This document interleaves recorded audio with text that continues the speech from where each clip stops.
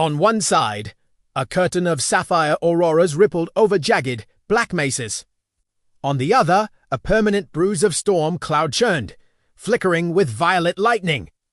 Glassy sand dunes stretched between them, catching the light and throwing it back as 1,000 tiny suns. Sergeant Elias Rourke of the Terran Expeditionary Corps hated this planet on sight. His boots crunched on shards of vitrified sand as he picked his way across a bombed-out roadside shrine, visor HUD painting his path in ghostly green. Above him, a trio of Terran gunships roared past, their contrails shredding the sky.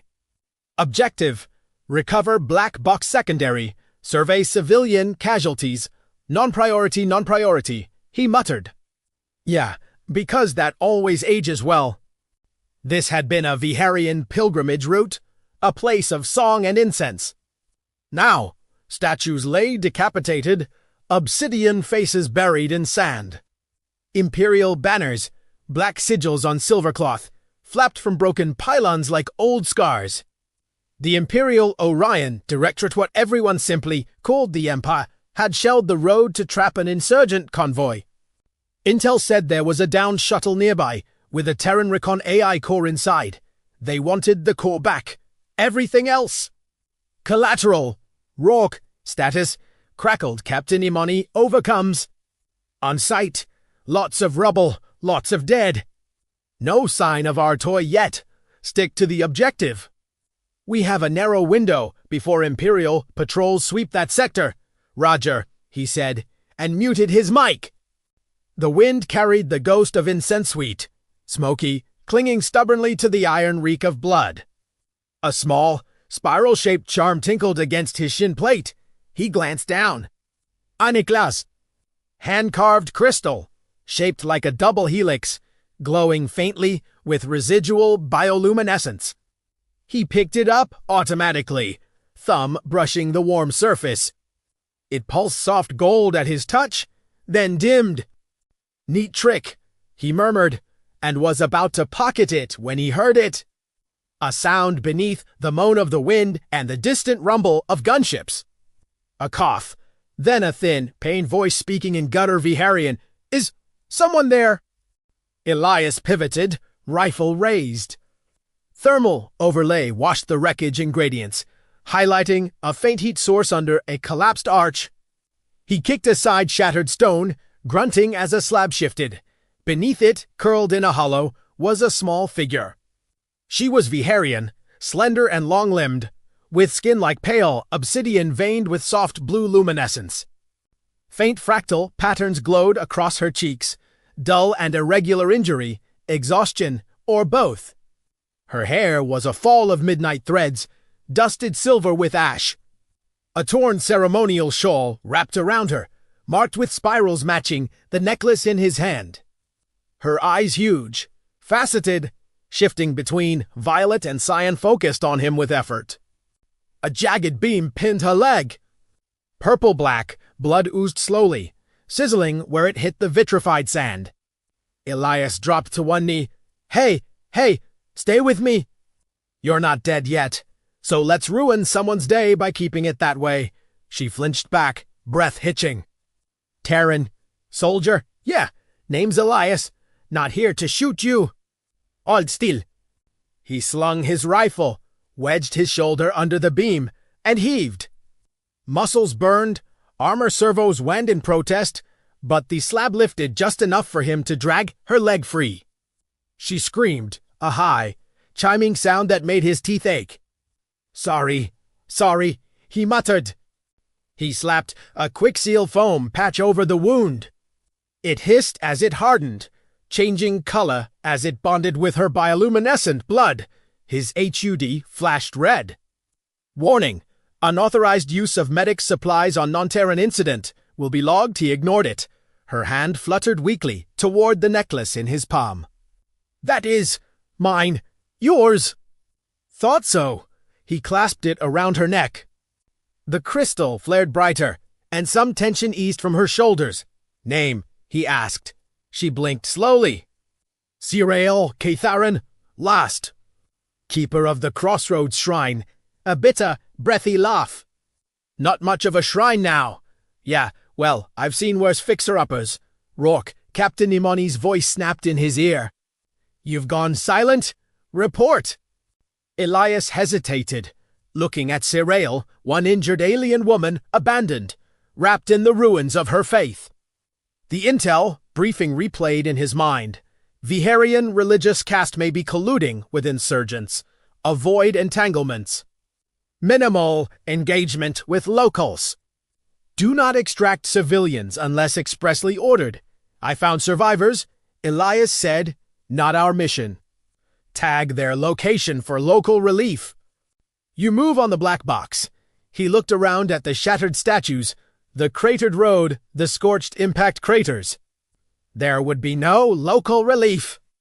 Empire patrols would finish what they started. Ma'am, he said carefully, this sector is about to be swept by Imperial gunships.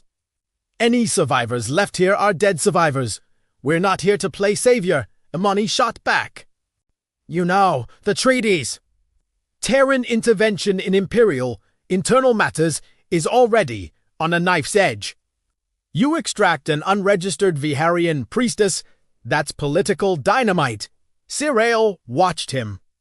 Eyes too weary to plead, but too proud to look away.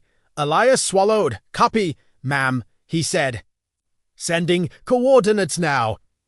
He muted his mic, switched channels, and sent a short burst of false data. A corrupted coordinate packet attached to a status update that said nitrogen monoxide survivors found. Then he scooped Serail up in his arms. She gasped, surprised by the sudden strength. You defy your command. Yeah, Elias grunted as he adjusted his grip. Lucky for you, you weren't doing what we are told when it's more risk your life. For a stranger of another world. Lady, I once adopted a 3-legged alley cat because nobody else wanted it. You're an upgrade. Despite the pain, a small, incredulous smile tugged at her lips. You are. Absurde. Correction, he said. Jogging toward the ridge, where his shuttle beacon pulsed in his HUD. I'm human. Behind them. The Empire's banner snapped in the wind, blind to the choice that had just put them on a collision course. The first gunship screamed overhead as Elias crested the ridge. It was Imperial make. Sleek, predatory, black plating edged with silver. Its engines howling in a pitch calibrated to intimidate. Its searchlights cut white scars through the sapphire auroras. Rourke, what the hell are you doing near the LZ? Imani demanded. Imperial patrols just jumped into atmosphere. We're aborting extraction in your sector. J'ai tout grund. Hide. Any orders? He let Serail, half conscious in his arms, her blood soaking into his armored chestplate. Negative, ma'am, he said. I'm bringing in a priority asset. What asset? We haven't. Rourke killed the channel and sprinted toward a jagged ravine, sliding down on a sudden slope of glassy sand. Above, the gunship's searchlight swept past, searching. Serail's fingers clutched weakly at his harness. They sense me. The Empire hunts the Keepers. They think if they end us, the old ways die. Newsflash for these guys, Elias panted as he ran. Killing priests never killed faith. It just makes better martyrs. They do not care for souls. Only for control. He ducked under an overhang of dark rock and pressed flat as the gunship S-beam lanced overhead. Bright enough to turn the world stark and white for a heartbeat. Why you? He asked, as the light faded. Why target a shrine? Serail's eyes flicked to the necklace again. The crossroads are not only stone and incense. We guard memories. Songs of the past. And records of the Empire's sins. Elias felt a cold weight settle in his gut. Records. As in evidence. She nodded faintly. They made us archivists when they conquered Vharis. Thought. Religious castes would keep their secrets safe. They forget that those who keep history also remember it. And now they want to erase the witnesses. Her fingers brushed his wrist, leaving a faint luminescent smear. You understand, Tia? I feel I've seen Kupi before. Human history. he said, throat dry. Yeah, we've got some experience with empires and their dirty laundry. Far above, thunderboom no, not thunder. Orbital artillery, distant but approaching. The situation was escalating fast. He glanced at the distant blip of his original extraction shuttle on his HUD. It winked out as command aborted. Great, he muttered. Stranded on a half-bombed, holy highway, with a hunted alien priestess and a sky full of fascists. Cyril arched a brow, despite the pain. I thought humans were, how do you say, space orcs? We are. You should see us when we're pissed off. A shrill tone cut through his HUD, an incoming transmission. Encrypted, not from his unit. He almost dismissed it, but curiosity and paranoia won. He accepted. A smooth, cold voice slid into his ear. Sergeant Elias Rourke of the Terran Expeditionary Corps. This is Admiral Carthron of the Imperial Orion Directorate. Planetary Pacification Authority. Cyril went rigid in his arms, whispering, Rin. Elias' grip tightened. You've got the wrong number. Admiral, this is Pizza Palace.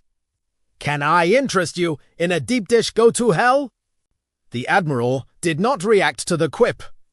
Your vessel's transponder betrayed you. We know you have taken a Vharian keeper. Hand her over. Walk away. The Empire will consider your misstep an error of judgment rather than an act of war. Cyril's hand trembled, clutching his armor. Elias stared at the dark ravine ahead. And what happens to her if I say yes? Appose. She is guilty of treason against the Directorate. She will be. Processed. Yeah, Elias said softly. Thought so. He cut the channel. Cyril's eyes were wide. You defy an admiral of the Empire, lady, he said, shifting her weight and starting forward along the ravine. You have no idea how many politicians I've reverepon. Add one more tyrant to the list. You risk your species' peace. Elias shrugged. Humanity as peace that requires us to hand over scared civilians to be murdered isn't worth keeping. Her gaze softened, something like awe mingling with pain. You're kind. You burn bright. Sometimes we burn stupid, he admitted. Hang on. We've got to move. If we can get to an old subsurface transit tunnel, we might. He didn't finish. Because as they turned a corner, the ravine opened into a vast hollow, an underground station carved into the rock, lit by faint bioluminescent glyphs. A hidden Vharian transit hub, still half-functional, humming with low energy. And inside, crouched behind shattered pillars, were Terran rebels in patchwork armor and hidden Vharian resistance fighters' rifles, blades, and improvised explosives ready. Both sides stared at Elias and Cyril in shock. A scarred Terran woman with a shaved head stepped forward, rifle casually aimed in his direction. Well, the Corps finally sent us a delivery, that her. Cyril whispered, the whispered ones, the resistance. Elias shifted to put himself between Cyril and all the guns. Who exactly do you think she is? The woman grinned. Feral. The last keeper with the full archive key. The one who can prove the Empire's war crimes to half the galaxy. Her eyes glinted. And you just brought her gift wrapped into the heart of the rebellion. They moved Cyril to a med-corner hacked together from Terran and Vharian tech. Elias hovered like a storm cloud as a Vharian healer, a male, with sunset orange bioluminescence in his skin worked over her wound, muttering prayers. The Terran rebel leader, Mara Vance, leaned against a pillar, watching Elias with a mixture of amusement and suspicion. So, she said, you're either the dumbest grunt the Corps ever issued a rifle, or you vest secretly got a hero complex the size of a small moon. I prefer morally inflexible, Elias said. The Corps know you're here. Mara snorted. The Corps pretends we Dante exist, so they Dante have to admit their peace treaty with the Empire is soaked in blood. They pay us off, sometimes quietly, to do things they can't be seen doing. What? Like rescuing political targets and exposing war crimes. Like not doing that, she corrected. We had orders to observe only. No extractions. No leaks. No martyrs. Her gaze flicked to Cyril. Then you show up, hauling the most wanted priestess on this rock, and blow the whole up. Happy to hell, Cédrili. The healer stepped back from Cyril, who now lay on a pallet, breathing easier. A shimmering lattice of bioluminescent strands crossed her leg, interfacing with Elias' foam patch. She will live, the healer said, but her link is fractured. The trauma, the loss of the shrine. It has shaken the song in her, the song, Elias asked. Cyril's voice drifted across the space, soft but clear. The song of threads, what you would call memory space. A shared psychic tapestry. We keepers hold the keys. We store everything. Her hand found the crystal at her throat. The Empire used it as a vault for their classified pacification operations. We wove their atrocities into our song, where they thought no one else could hear. But we never forget. Marat's eyes gleamed. You have records of the Empire's pacification campaigns? Executions, sterilizations, forced labor camps. Cyril nodded slowly. Names, coordinates, times, orders, and the signatures of Admiral Wren and the Directorate Council. Elias whistled low. 14. Enough to shatter the treaty, get half the neutral world's armed to the teeth. Or, Mara said, force the Empire to stand trial. End their grip without plunging the galaxy into open war. If we broadcast it right, let me guess, Elias said. We can't do that from this lovely cave. Mara's smile was pure trouble. We can't, but the Empire's planetary command ship can. Elias blinked. You want to hijack an Imperial flagship? Not the whole thing, just its quantum broadcast core. It's built to push unjammable messages across half a sector. Oui, Israelism. We send the Empire's crimes to every major newsnet and treaty council in the quadrant. He rubbed his face.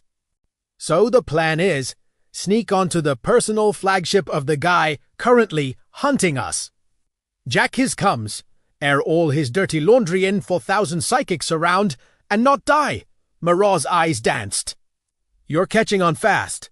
Cyril watched them, breathing shallowly, a faint smile touching her lips. Humans, she murmured. You dream. Loudly. He knelt beside her, softening. How are you holding up? She studied him. You choose the path that burns the brightest, even if it consumes you. I have seen such ones before, in other species, but in you, it is amplified. He shrugged, embarrassed. We cheat. Our ancestors spent a few million years barely surviving long enough to have kids. Somewhere along the line, we decided screw it and started running toward the danger instead of away. She reached out, fingertips grazing his hand. The bioluminescent patterns on her skin brightened. May I? See, more of you. His brows rose. That's a strong opener. Normally at least buy someone dinner first. She gave a breathy laugh. Not like that. A linking ritual, temporary, safe. We combine our songs. I will understand you better. You will understand me. It will stabilize my fracture and help us weave the archive into something your quantum machines can carry. Mara whistled. Telepathic bonding? And I thought my last relationship moved fast. Cyril's gaze held Elias. You saved my life. You defied your own leaders for me. I would trust you in my mind. If you will trust me in yours. His chest tightened. He'd seen humans come back from telepathic events with scars you couldn't see on a scan. But he also saw what waited if they failed. More massacres like this shrine, multiplied across 100 worlds. Okay, he said quietly. Let's link. He took her hand. They performed the ritual in a circle of softly glowing glyphs, chalked onto the metal floor with powdered Vharian crystal. Serail sat cross-legged despite the pain, her posture rigid with ceremonial gravity. Elias knelt opposite, uncomfortably aware of half a dozen rebels pretending not to watch. The healer draped a thin strand of shimmering fiber grown, not woven between their foreheads, resting in the hollow between Serail's brows and Elias' own. "Just breathe," Serail whispered. "Do not fight the currents. Let them flow through you. Seen old Terran horror vids that start like this?" He muttered. "Shush my lad. I will be gentle, probably." He closed his eyes. The first touch was like dipping his fingers into cold water full of starlight. Then the floodgates opened. He was standing under an alien sky, looking up at 3 moons while chimes rang in a warm night breeze. He felt the roughness of shrine stones under Small, her hands as she traced glyphs, a child learning the song. He was kneeling before elders, listening to them sing the history of Vharis, feeling pride and belonging. Pain flashed Empire, banners unfurling over temples, soldiers marching, the silence of the song as keepers were taken away. Elias gasped. "Easy," Serail said, not aloud, but inside his mind. Her voice was a melody threaded through his thoughts. "Now you," he tried to hold back, then realized he didn't need to. The link pulled gently, like a tide. Suddenly, she was with him in a Terran rainstorm, watching skyscraper lights smear through wet glass, smelling street noodles and old engine oil. She flinched at the roar of ancient shuttle engines launchside as a boy young Elias watched a troop transport rise into the sky, jaw clenched. She felt his fear the first time he went into combat. His rage at seeing a village burned by mistake. His disgust when a superior dismissed civilian casualties as acceptable losses. His choice over and over to step in, to drag someone out of the line of fire. To argue with officers, to file complaints that went nowhere. She saw the little alley cat, ribs showing, soaked and shivering. Felt the weight of it tucked under his jacket, the warmth of its purr as it healed. She realized this was not new for him. He always disobeyed when lives were on the line. Serail's presence in his mind trembled, then glowed brighter. "You are." Her thought voice whispered, awed. So loud. "Yeah, sorry about that," he said in their shared mental space. Humans come with free internal screaming. It is not the screaming, it is the intensity. You do not simply feel things. You ignite with them. Anger, compassion, love. You burn. He caught a reflection of himself through her, standing defiant amid the ruins. A single stubborn spark refusing to be snuffed out. It embarrassed him and also kind of made him want to live up to it. "And you," he said back, "you see everything as threads, connections. Songs. You carry so much centuries without breaking. That's insane. Your word insane seems to mean many things." She teased gently. "Often you use it for things that impress you. You notice they're marginally more intimate.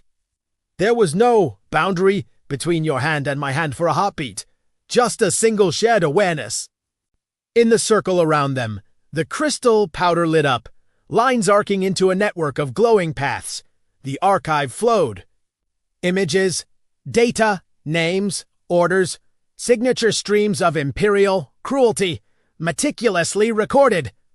Elias reeled as atrocities burned through him, black scars on the galaxy. But alongside them, the link carried faces of resistance, acts of bravery, small kindnesses in the dark. He felt Serail's determination. "We do not remember to drown in grief. We remember so no one can say, 'We did not know.'" He found himself echoing it. "We remember so we can stop it." The fiber between their brows flared, then dissolved into light.